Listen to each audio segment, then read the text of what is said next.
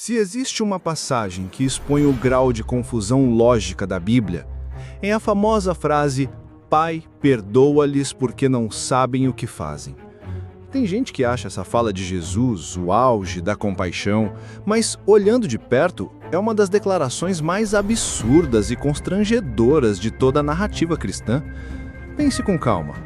Jesus, que supostamente é Deus, pede para Deus, ou seja, para Ele mesmo, perdoar as pessoas porque elas são ignorantes. Que sentido faz um Deus pedir para Ele mesmo perdoar? Que sentido faz um ser que, segundo o dogma cristão, é onisciente e onipotente precisar avisar a si próprio de algo? Isso não é só bizarro, é a própria definição de pensamento infantilizado. É claro que os defensores da fé vão correr para dizer que isso é um mistério da Trindade, que o Pai e o Filho são pessoas distintas em uma única essência, mas essa explicação só complica ainda mais. Se são a mesma substância, não há necessidade de um pedir nada ao outro porque a vontade é a mesma. Se são pessoas separadas, então não são um Deus só, e a base da doutrina cristã desaba. O próprio conceito de trindade sempre serviu como cortina de fumaça para justificar o que não faz sentido nem para quem inventou. Vamos detalhar o grau de absurdo dessa passagem. Jesus, conforme a teologia cristã, é Deus encarnado. Então ele está basicamente interpretando dois papéis ao mesmo tempo, o do Filho submisso e o do Pai todo-poderoso. Só que, se ele realmente é Deus, já sabe de tudo, sente tudo, entende tudo. Não existe surpresa, não existe ignorância. Deus já saberia desde o começo dos tempos o que cada pessoa iria fazer, quem ia crucificar, quem ia duvidar, quem ia zombar. Precisa pedir perdão para quem? Precisa avisar do quê? E mais, se Deus já sabe que as pessoas não sabem o que fazem, qual o sentido do pedido? Deus está precisando de lembrete? Está com dúvida? Precisa de autoafirmação? Parece uma criança brincando de faz de conta, trocando de personagem conforme o roteiro exige. Outro argumento comum dos religiosos é que Jesus, naquele momento, estaria agindo como ser humano, dando o exemplo supremo de compaixão e perdão, e não falando como Deus. Só que esse argumento desaba rápido. Se é só humano, não tem poder de perdoar nada nem ninguém. Se é Deus, não precisa dar exemplo de nada para si mesmo. O exemplo, para funcionar, precisa ser coerente.